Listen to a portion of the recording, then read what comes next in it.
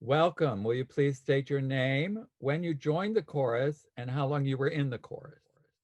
I'm Randy Kaplan. I joined the chorus in the summer of 1980.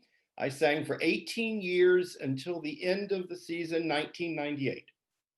Could you tell us a little bit about why you joined the chorus? Why I joined the chorus. In 1980, I had been living in New York for 5 years. I moved to New York right after college, and I came out in New York, and I was looking for something, some sense of community, some way to join the New York community. I had already joined the gay synagogue and I knew people from that, and that was the start of my building a kind of network of friends. But I just wanted something. I didn't even know what I wanted. Um, I had seen ads. I knew there was a gay band that was forming, and I had played clarinet in high school, and I thought about that, but I wasn't all that great as a clarinet player. And then I saw ads for a gay chorus that was forming, and I thought, well, I used to sing in the high school chorus. I could do that. And so I just showed up to a rehearsal. I was told they were meeting at a rehearsal room at the old Playwrights Horizon on 42nd Street. So I just showed up at a rehearsal. I knew three people already there from the gay synagogue, so that helped. And Gary said to me, "So what part do you sing?" I said, "I think I'm a second tenor."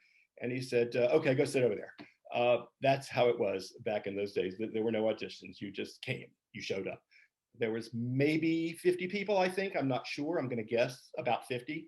Um, I had heard rumors that there were two smaller choruses that had just at that point merged, but that happened before I got there. So I sort of got there right at the right moment where these two smaller groups were merging, and they were just starting to prepare for their first concert. Could you tell us what your initial experience was like with a chorus, your first rehearsal, concert, anything along those lines? Well, I think talked about the first rehearsal and getting there. The first concert that we were preparing for in the summer fall of 1980 was a Columbus Avenue street fair, which was our first formal appearance. So we were rehearsing 5 songs that we knew that we were working on.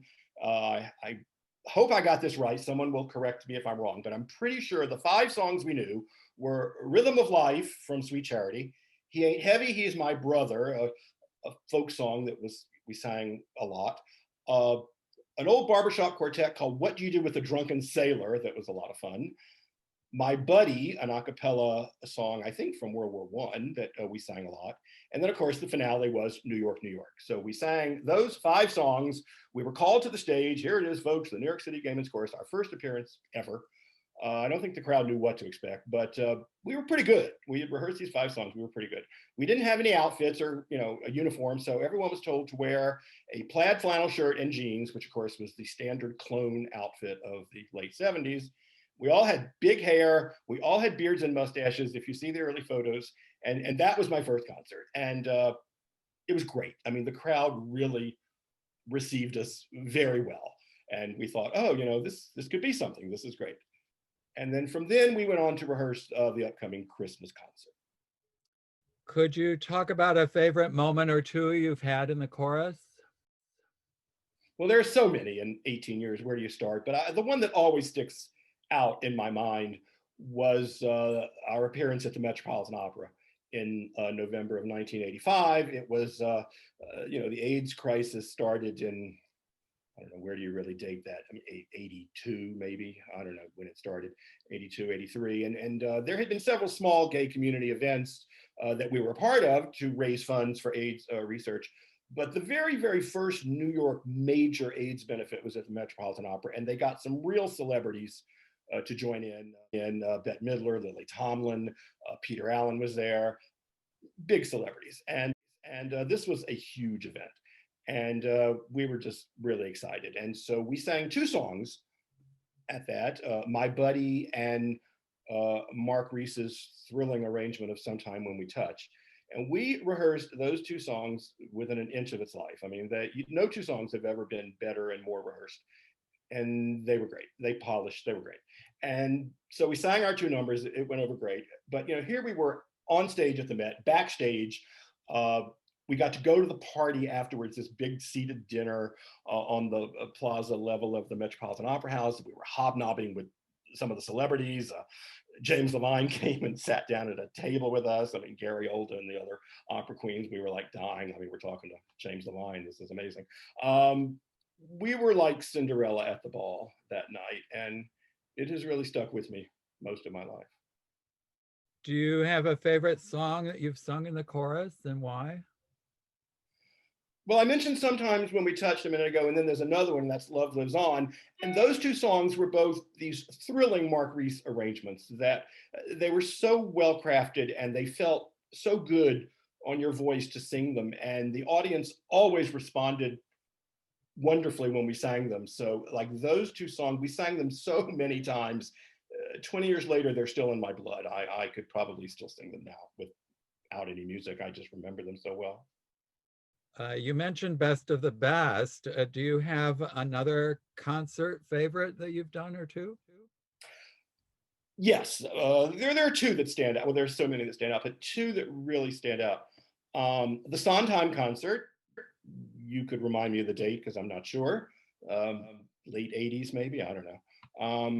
That was thrilling. That was Avery Fisher Hall, and all these guest stars came, and Sondheim himself was there, and it was a big event. It got some press coverage. It was thrilling to sing this music. I love Sondheim music. I love Broadway music a lot, but Sondheim is certainly quite special to our community. So to be part of a big event, that honored him and that he was there for, that was really thrilling.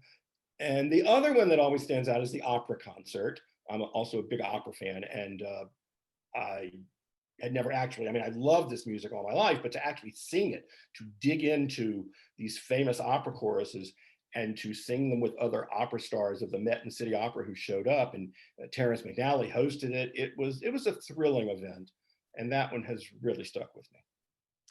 What is your most memorable thing about being in the chorus?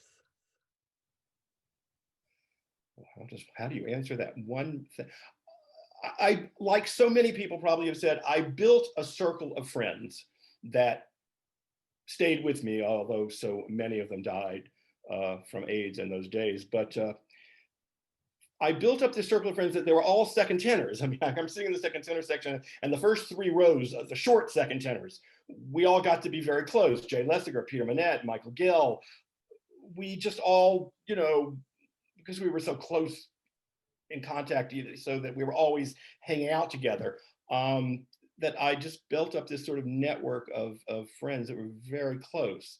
And some of them I'm still in touch with, and then some of them are gone, which is just, of course, so sad. I mean, we lost so many people in the 90s, so many close friends. We had so many memorial services. There were two in one day, I'll never forget, a double feature. It was horrible. So yeah, we lost so many, but I built this circle of friends. And I think that that's so true of so many members. I think a lot of people would say the same thing. The chorus has led the way on many moments over the years. Where do you see the significance of gay choruses going in the future? I told Jim earlier I didn't feel qualified to talk about the future since I've been out for over 20 years. I would just say, keep on singing. I mean, it's all about singing. It's all about making music. I mean, I hear a lot of discussions about politics and how, what political statements the chorus is supposed to be making. And there is that, of course, but, the chorus is about making music for the gay community, really keeping the audience a part of the process. So, I know there are always political disagreements about what direction you should be going, but just keep on singing. The music's important. The songs are important. The audience clearly wants to keep hearing it. So, just keep singing. Is there anything else you'd like to add? No, I just, send all my love to all the chorus members that I used to know. I'm not on Facebook. You can find me by email, randyjkaplan@msn.com. Paul Orlando, you can get through him, my husband of many years. We're still together out here in Morristown, New Jersey, sitting in my kitchen. And, it was just those 18 years was just a real highlight of my life. I'm just so happy to have had that experience. I just wish all present and future members the best, and keep on singing. Thanks, Randy, for participating. Thanks, Jim, for all you do to keep our history alive.